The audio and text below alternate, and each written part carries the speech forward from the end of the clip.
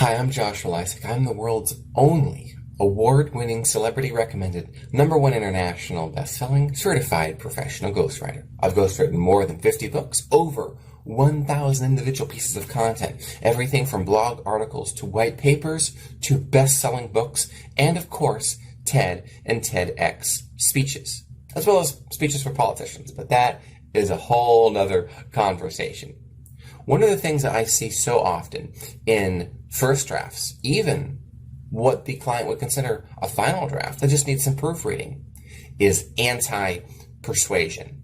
So what I wanted to do in this special video is go through the top 45 most common anti-persuasion writing pieces that I see, the biggest mistakes that I see the most common. And we're going to look at their inverse, their opposite. What is a more persuasive way to say it? So you've got your list of the top 45 do's and don'ts of written persuasion. And so we're going to go through those all together right here and right now. The first one is jargon versus the vernacular. Vernacular is everyday language. Jargon is terminology that's only going to be known inside of your niche, or you are an expert in your product or in your service, and so you're just going to simply reference the specifications or the features using the language from the manufacturer or from your deep knowledge and your vast expertise. Does your prospect, does your reader share that language? If you're going to use those features, those specifications, and that language, do they actually know what it means? If you are not 100% certain that that's true, that your jargon is a shared language with your reader, use the vernacular instead. Next, abstract versus concrete. Become successful. What does that even mean? Can you give me some concrete versions of what exactly you mean by successful? Are you talking about financially successful, as in making or saving money? Well, what about making money? What are the different versions of that? Is it passive? Is it active? Is it passive aggressive? I need to know. Be concrete rather than abstract. Next, theoretical versus sensory. Theoretical is anti-persuasive. This is usually when you are talking about a topic without actually saying anything about that topic that I can understand. This is especially true when I see people describing frameworks. They'll talk about the components of those frameworks without explaining in sensory language, as in seeing it, touching it, feeling it, in the real world. Like, what does this thing actually do? Just don't tell me what the component means. Tell me what it is. That will go a long way to going from theoretical to sensory. The next big mistake I see is hypothetical.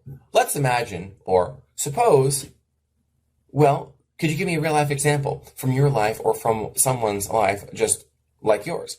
Goes a long way to being persuasive rather than anti-persuasive. Next are mixed metaphors and mixed analogies versus complementary metaphors and complementary analogies. Mixed metaphor. That hog with a mouthful of slop was so happy he was over the moon. Okay, I'm literally envisioning a hog rolling around in slop happy, flying over the moon. What? If you're going to use a hog analogy, use another barnyard analogy, or metaphor rather, to go with it. If you're using the over the moon metaphor, use another one that goes along just like that. With analogies, make sure you're using ones that are in the same world. For example, let's say your business or your brand uses the metaphor of driving a lot. Like you talk about driving. You know, we're gonna drive results. We're gonna drive business, and maybe there's even some tire skid marks, in your brand, or there's kind of visuals that indicate speed, right? Well, when you are using analogies, make sure that all of your analogies are related to driving, to speed. That way, there's visual congruence. Brilliant persuasion right there. Next, adverbs versus ubiquitous verbs, as in opposed to visual verbs. Ran quickly. Okay, that is a word I see every single day, many, many times. Run, ran, running. It's ubiquitous. Adverb. quickly, very truly, really, doesn't actually give me any more information. What about a visual verb like dart, or dash, or skipped? Darting, dashing, skipping are three totally different experiences, but they're also very precise. You can visualize them, can't you? Rather than use really mean, what I really mean, use a strong visual verb that I can actually imagine. Next, the anti-persuasion mistake is not, can't, don't, versus the affirmative. This tip comes from hypnotherapy. A hypnotherapist is someone who brings a subject or a patient into a highly receptive state so that they can speak directly to their subconscious mind, past their mental barriers, mental filters, mental blocks, obstacles, all of that. The thing about the subconscious is the subconscious has a difficult time understanding not, can't, and don't. I'll give you an example. Don't think about a purple waffle. You can't think about a purple waffle right now. Do not think about a purple waffle. What's inside of your head right now? A purple waffle. If I want you to think about a standard waffle instead, nice, fluffy waffle right off of the waffle iron, you've got the maple syrup there. So now you're visualizing it. That's actually what I want you to think about. Don't tell people what not to think about. Tell them what to think about. Use the affirmative instead. I'll talk about the next two don'ts, the next two anti-persuasion mistakes right alongside each other because I see them together so often. Overriding anything. Give you an example. To be a humble person is to embrace the principles of humility.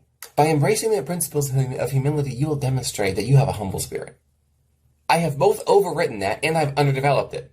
I've overwritten it because I said the same thing multiple times. I've underdeveloped it because you don't actually know at this point what I mean by humility. So only say what you mean to say one time and then say precisely what it is you mean. When I have in my head what it means to have a humble spirit, I want to say that one time rather than keep talking around the point over and over, dancing around it, rather than actually saying what it is that I mean. The next mistake is writing to think rather than writing to persuade. If you've gone through the best way to say it, my persuasion system, then you know that I recommend thinking on the page to get all the material you need for your very, very first draft. However, that's for your very, very first draft, not the final draft. You still need to put yourself in the position of what is going to be maximally persuasive? How can I enter my reader's world and give them what they need to know versus what it is that I think? So this is more of a mindset than a literally choose this word over that word. Right to persuade rather than right to think. The next thing I see as a big mistake is what I'll call nobody gives a crap background versus need to know details. Let's say you're sharing a story to help me learn how to start a business, how to validate a product idea. And then you spend a page describing the setting, how you were in this coffee shop sipping an espresso with just a splash of oat milk. And outside you heard there was a dog barking. What does this have to do with starting a business? I see this all the time. Only give me need to know details. Only what I need to know in order to get the result. Think about good fiction. Bad fiction is describing in as much detail as possible the setting, what a character looked like, versus need to know details. He was 6'7", 400 pounds. Or he was 6'7" and looked like his clothes were 3 sizes too small. Oh, wow, you get exactly what I mean by just a simple description, right? Rather than, oh, he was wearing this color and this brand of shirt, and his jeans were like this, his boots were like this, oh, his hair is slicked back. Like, do I need to know any of that to know that what this character is about to do? No. Need to know details only, please. Next is hedging. The next two are actually examples of this. In my opinion, I think that the way I feel is this, but that's just for me. No, tell it the way it is. Language like that tells the reader you're not super confident. And in case they come after you and challenge you, it's like, well, that's just my opinion. That's just what I think. That's just what I feel. It's the same way when you're giving instructions. You should do this or try to do this more. No, do it. The imperative verb is a command. If people are reading material you've written that is going to help them get a result, they want to know that you have every piece of confidence, every slice of confidence that you could possibly have in your idea. So show up and tell people what to do in the same way I just said. Versus, in my opinion, you should try to show up. Next is, she told me to use dialogue. Versus, use dialogue, she said. Most of the time, when you are describing a conversation that went back and forth, put me there, actually have the character, the person, whether it's you or someone else, actually use dialogue so I can have the conversation versus like give kind of post-game commentary on she told me to use this, he said to do this, he told me, or when I asked, he said, and then you write it out as if it's not dialogue. Let me hear the character speak in their own words so that I can see the difference between what they have to say and between and what it is that you had to say. Okay, next is having no call to action or kind of a pussyfooting around call to action versus a jackboot call to action. Whether it's in your chapter, your blog post, or in your email. If I'm scrolling down or flipping quickly, I need to have an in-my-face call to action I could not possibly miss. Versus, I just consume a 500-word blog post and I'm not sure what I'm supposed to do next. And it just kind of ends. Or there's kind of a pussyfooting around call to action. If you'd like more of this content, you might want to go check out one of our blog posts, like this one, or maybe this one, or this one over here, or subscribe to our email list. We're not sure which one is actually valuable, which one you want, so we're just going to give all of them to you in case you don't like one of them, and that way you saw something else that you could like. No. One thing, in my face, tell me what to do. No questions asked. Next anti-persuasion mistake is writing above the 5th grade reading level. Anything you write is so easy and breezy to read that the thing basically just reads itself. That's only possible if, again, this is general audiences versus you're writing for medical professionals, or let's say you're writing for an academic audience. Most of the people who are watching this right now, you included, are probably writing for general people. Now, that could be entrepreneurs, that could be mothers, that could be professionals, but you want to keep it at the 5th grade reading level or below. Basically, can a 10-year-old understand it, grasp it, take action, and get the result? It means it's very, very easy to read sentence after sentence, not these paragraph-long sentences with 5 dependent clauses and independent clauses just go on and on and on. No, let's not do that. Next mistake is naked cliches, meaning it's a cliche that is so freaking obvious you cannot possibly miss it.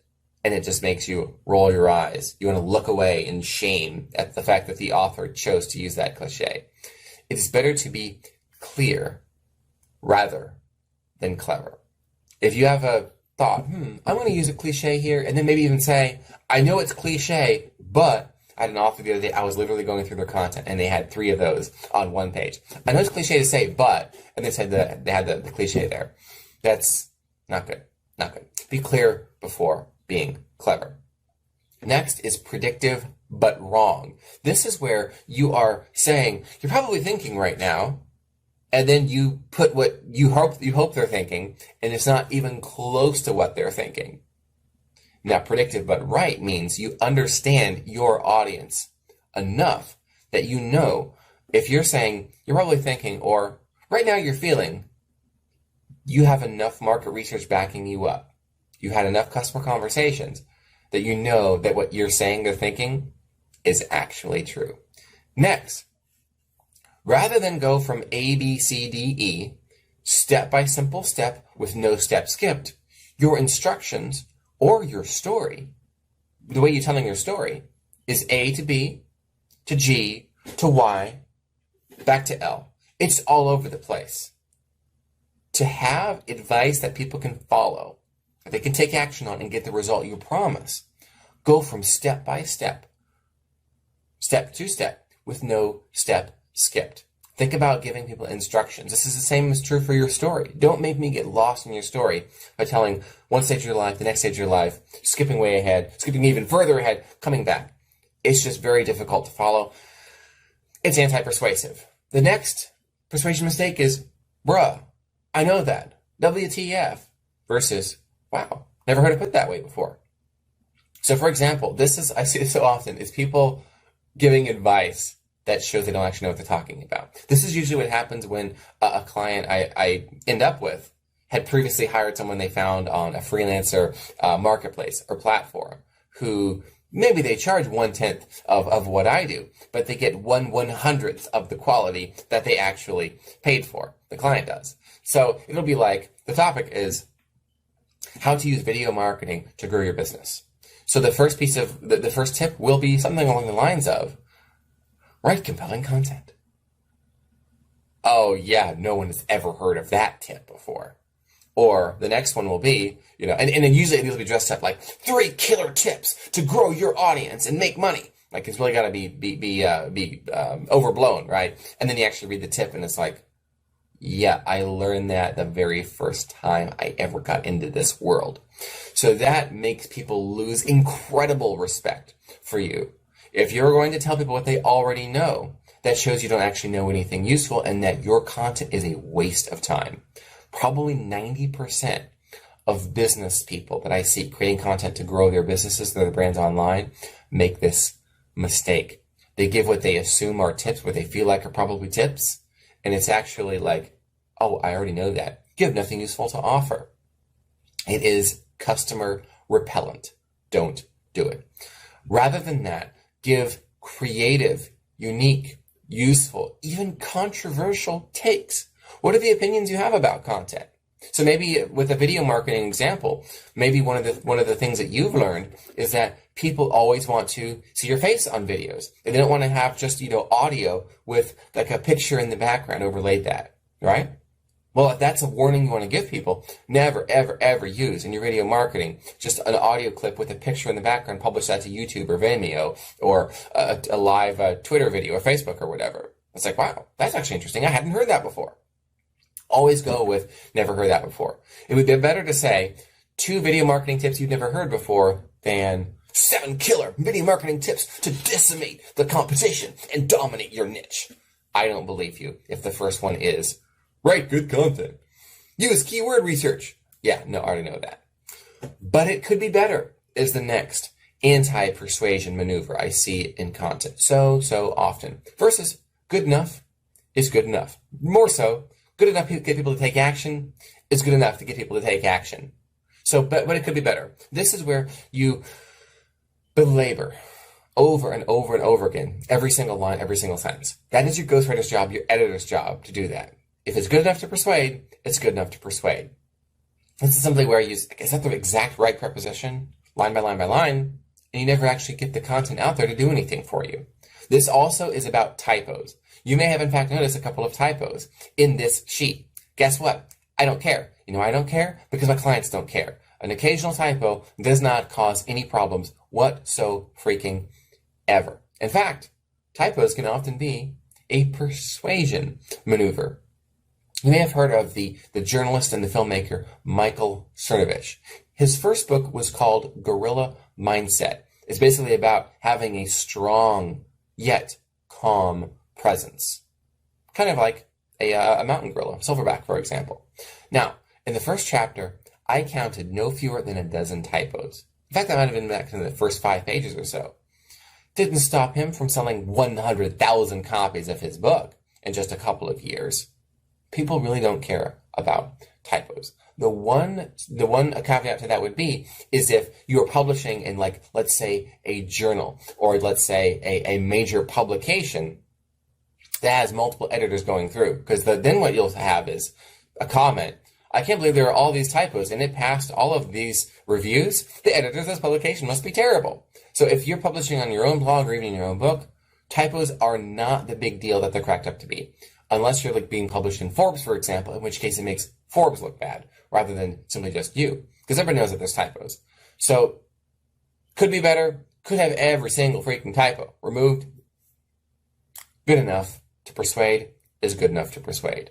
You would not believe how many typos I've caught on my old sales pages that I've written for myself or for clients that have made hundreds of thousands of dollars.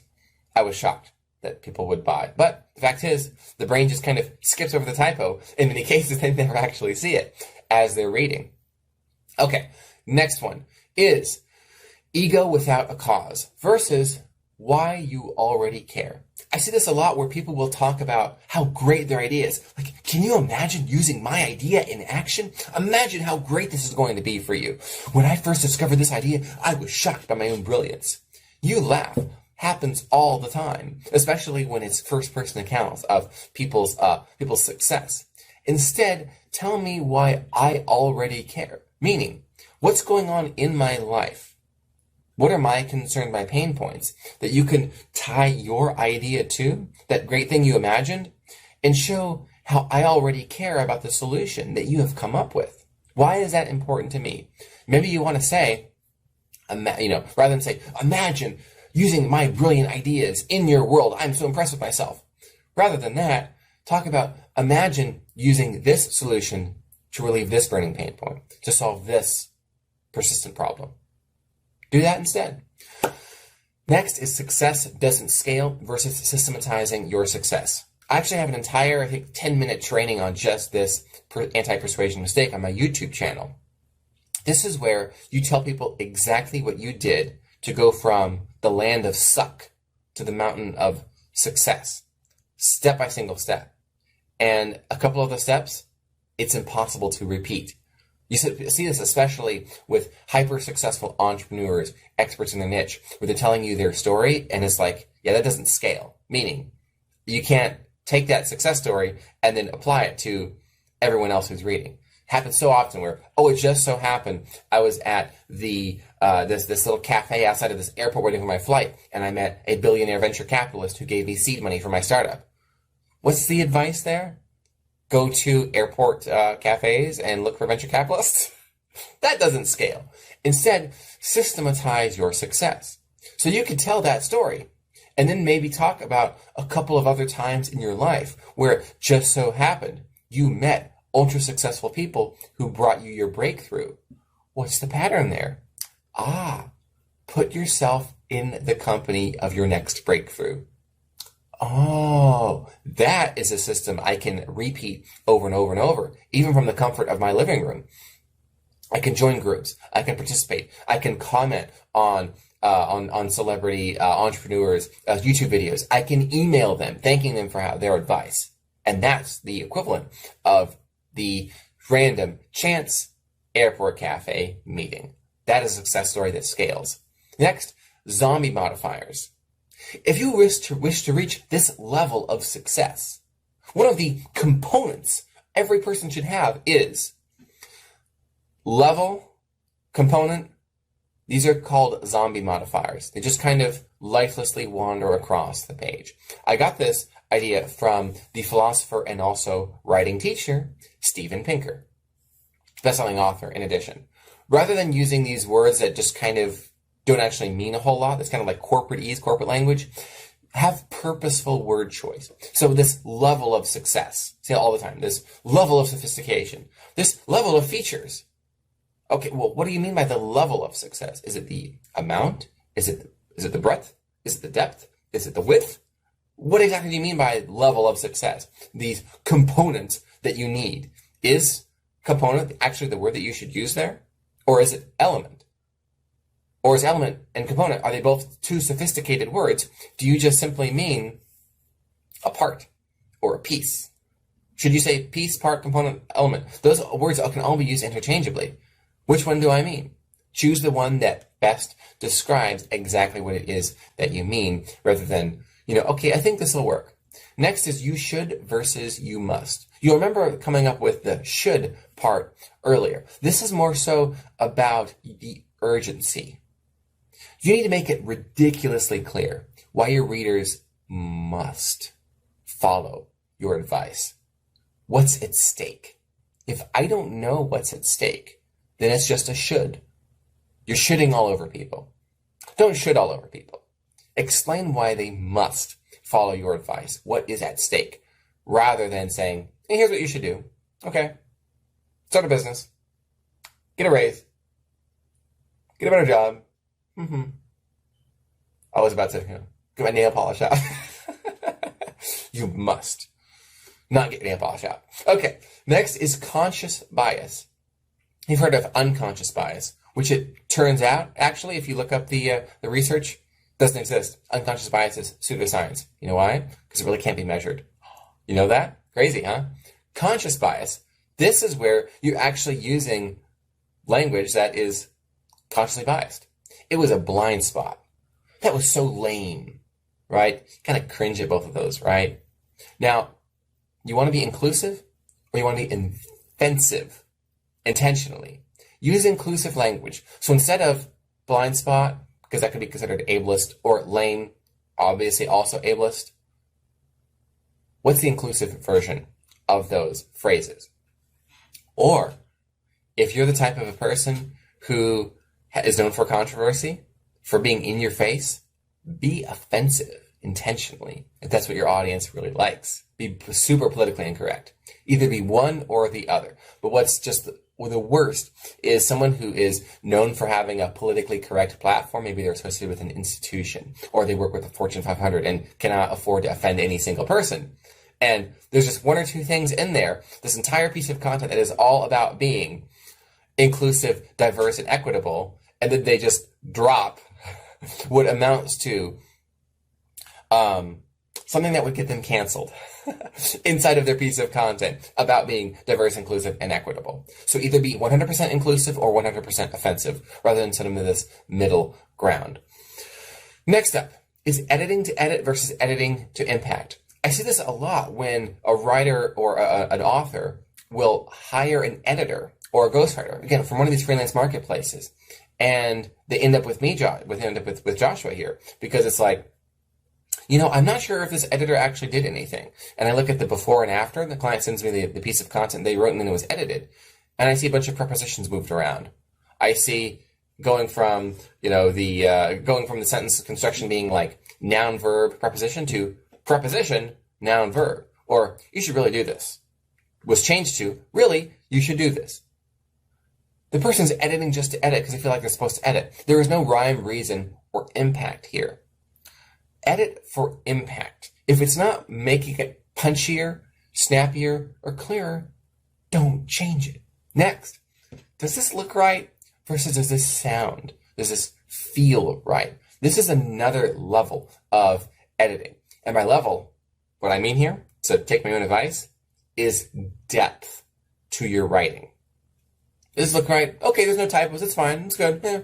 Does this sound and feel right? Read your own stuff out loud.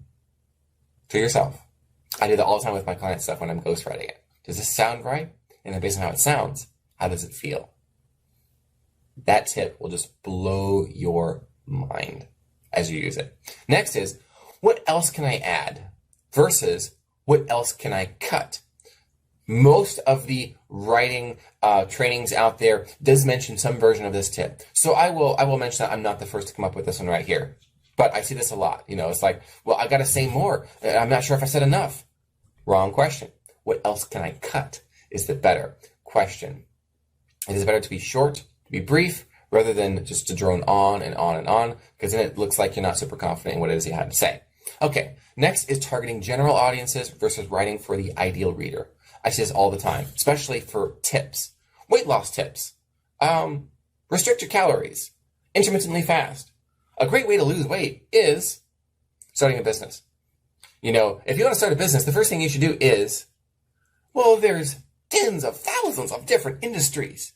What industry are you talking about? Be very, very specific. Same as with weight loss. Are you writing for male millennial professionals, or are you writing for a diverse audience? Is it weight loss for LGBTQIA plus people? Right? This may be very, very different advice, very different field, very different examples. So rather than keep it, this is an example of one of the earlier ones, theoretical, actually make it sensory. Let me see the person you're describing, who the advice is for there. Okay, that's that one. Next is ignoring reader expectations, and I'll do this together, and missing reader sensibilities, versus embracing reader expectations and understanding reader sensibilities. Let's talk about these two. Sensibilities and expectations describes what your readers are already bringing to the party, bringing to your content. What have they already read? What are their expectations for that? And then what do they care about? What's going to be new for them, fresh? And what are they actually expecting? Great way to do this is to look at the neutral Amazon reviews for books on your topic, whether you're writing a book or you're doing a video. Look at the neutral reviews, those 2, 3, and 4-star reviews. We know from the New York Times, Entrepreneur, and other publications that have done this sort of thing before.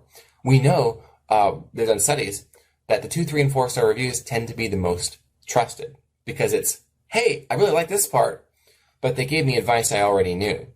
They really gave this great example, but I've seen this great example before so many times. I wish this self-help book was not Tony Robbins restated. I see that a lot. So what are the expectations your readers have of your content? And also the sensibilities. What do they bring to it? What are the points that it makes sense for you to bring up versus the ones that it doesn't? Because they either don't care or they already know it. Understand both of those, and I recommend Amazon reviews, the neutral reviews, to find out what that is. Because so often they'll actually mention what their expectations were of the book that they bought and how the author failed them, and then what the sensibilities were going into this book, what they wanted to get out of it, what they hoped to get out of it, where they were coming from before they read it.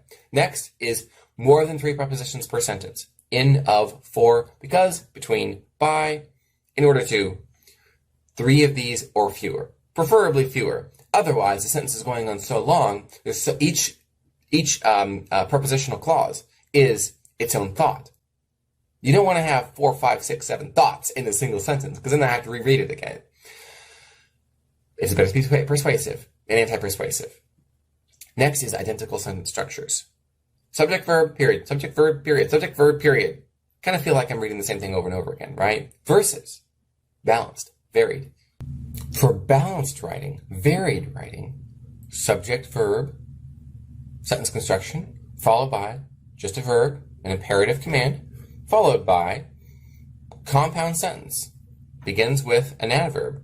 Truly what I mean is, although I don't recommend adverbs, you get the idea, then you could have subject, verb, and subject, verb, compound sentence in there, right? Plenty of balance. And then after that, you have a simple fragment, dropping a fragment, which is fine, especially for, I call them general trade publications. General trade publications are things like books, business blogs, emails. The exception would be industry. So if you're writing for, let's say, the technology industry and you're getting published, you're getting a white paper published. You're getting your thesis adapted and published. You are writing for a sophisticated audience of medical professionals. Probably makes sense to keep out the fragments there. But I just want to let you know that there's not a problem breaking some of the rules of grammar that were hammered into you, possibly literally, during a grade school. Next up is hedging versus risking. Now, we talked about hedging in the context of walking back your opinion. What I mean here, instead, is more so a little bit higher level. Higher level meaning above the content itself. Not literally word choices, but how you give your advice. Risk. It's better to be risk. Risk, I guess, better to be risky rather than being hedgy. I guess that's the word now. So in this context, I mean simply not giving the best advice that you possibly can. Pulling back. Pulling your punches. Not telling it the way that you see it. And thinking, well, I don't know if people are going to agree with that. And then so you don't say it. Another way to put this would be self-censorship. Holding back. And I don't want to put it that way. That might offend some people. And whether you know that it will or not, you don't. It's better to be riskier, put yourself out there.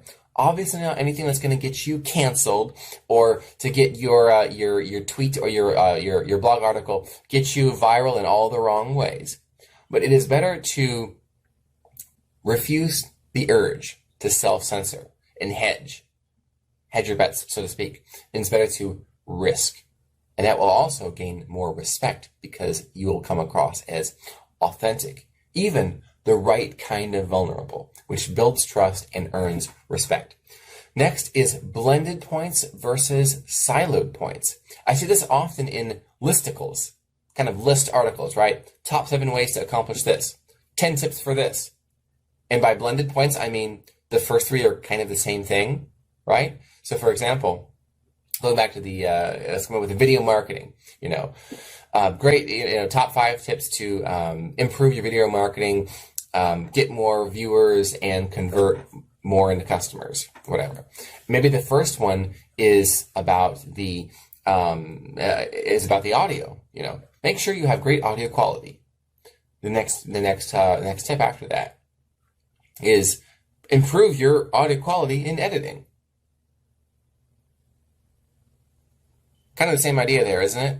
Versus siloed points, where everything about audio quality is in the first one. Everything about, let's say, my visual presentation during the video is in the second point. Siloed, meaning they're all in one place.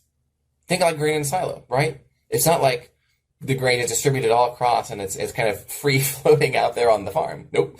Everything you have to say about one thing is in one place. And that also goes for the way you tell stories or the way you give advice. Everything about that piece of advice you have, don't distribute it across the entire book. Put it all in one chapter, one section, one place. Same with the story. If your story is illustrating one point, then you put all of that story in the place where you make that point. If different parts of that story make different points, then put them where they go in those points. Think about the grain silo. Of course, you don't put the different types of grain in the same silo, right? That doesn't make sense. You put the one type of grain in that silo. Okay. Next is repeat example versus one example per point. I see this a lot with both article first drafts and manuscript first drafts. It goes a little like this. Here's another example. You mean your first one wasn't good enough?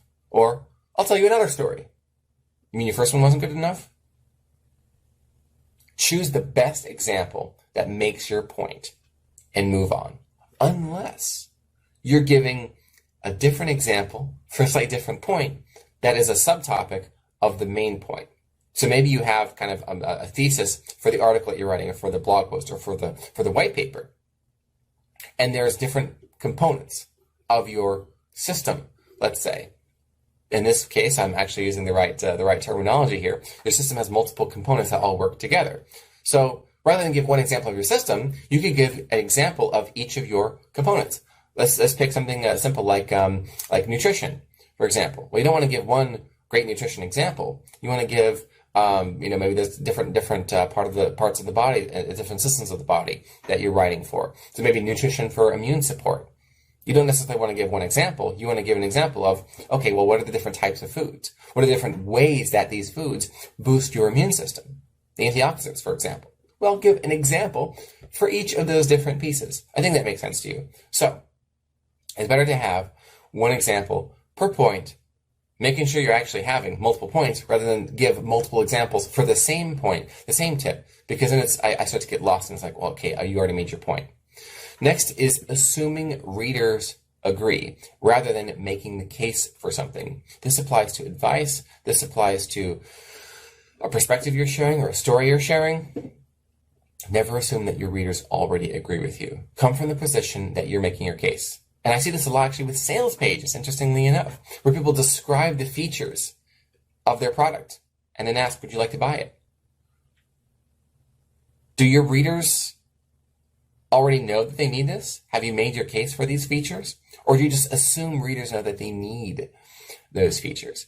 Are you dropping your political beliefs or your religious beliefs, assuming that readers already agree with both of those, rather than making the case or demonstrating the utility of those beliefs without necessarily stating that, oh, and by the way, I'm of this religious belief, or I'm of this political persuasion, right? It's better to make the case for those ideas rather than simply drop them right there and say, here's what they are, take it or leave it. I assume you agree. Not a good call. Better to make your case in all things. Next is third-party quotes. This is so common in books now. You want to begin a chapter with a quote from someone famous, or to paraphrase the words of this famous person. No, you're the expert here. People are reading. Don't try to leech off the expertise of credibility of someone else. Just say it better your own way. And this is fine. If you've got a couple of quotes here, think about why you wanted to choose that quote from Oprah or from Tony Robbins that we've all read 1,001 times before, right? This is even worse. This is you drop a quote that everyone's already heard before. It just shows that you're not an expert. Now, you and I both know that you are an expert. So prove it. Say it better than the quote was. Often what I'll do is I'll ask a client, why did you choose this quote from Tony Robbins that we've all read 1,001 times to begin chapter 1? Well, I like the way he said, and then everything they say after that, I then work into the first paragraph. Because they actually make their own point after that. Okay, next is internal consistency versus a uniform message. This has to do a lot of times with advice, where people will say, for example, always, always, always write a certain length for your blog posts. And then later on, if you're ever writing a 5,000 word blog post, wait, what? You said to never write over 1,000 words. What's the difference here? Now, the uniform message would be, in these situations, write 500 words or fewer. In these situations, write 5,000 words or more. Oh, great. Uniform message here. Excellent. It's excellent. Do that rather than being all over the place. Next is lacking parallelism, a big anti-persuasion mistake I see a lot, versus having parallel phrases and clauses. So, for example, this is especially useful when you're using those metaphors again, right? Let's say you're talking about the limits of something, and you could say something like, these tips will help you break through those limits. Do you actually break through a limit? Or do you supersede the limit? Or do you pass over the limit? Or do you break through the obstacle? You see that? It's kind of hard to visualize. It sounds good, it sounds motivational, but when you read it, overcome those limits. Do you actually overcome limits? So whenever you're using language like motivational language like that, always be sure that you're actually using parallel phrases. Parallel meaning is like they actually stick together. And so this is the conceptual version of parallelism. The more common version of parallelism is, let's say with verbs, for example. Let's say you're exercising, in order to lift weights, let's say, you get in the posture, pick up the weight, and to begin lifting, do this. No. You just said ing verb, infinitive. You're picking up the weights, you're getting in position, you're setting your posture right, you're getting in position, and when you're ready, do this. No. That's not how it works. ing. Those keep that verb construction there.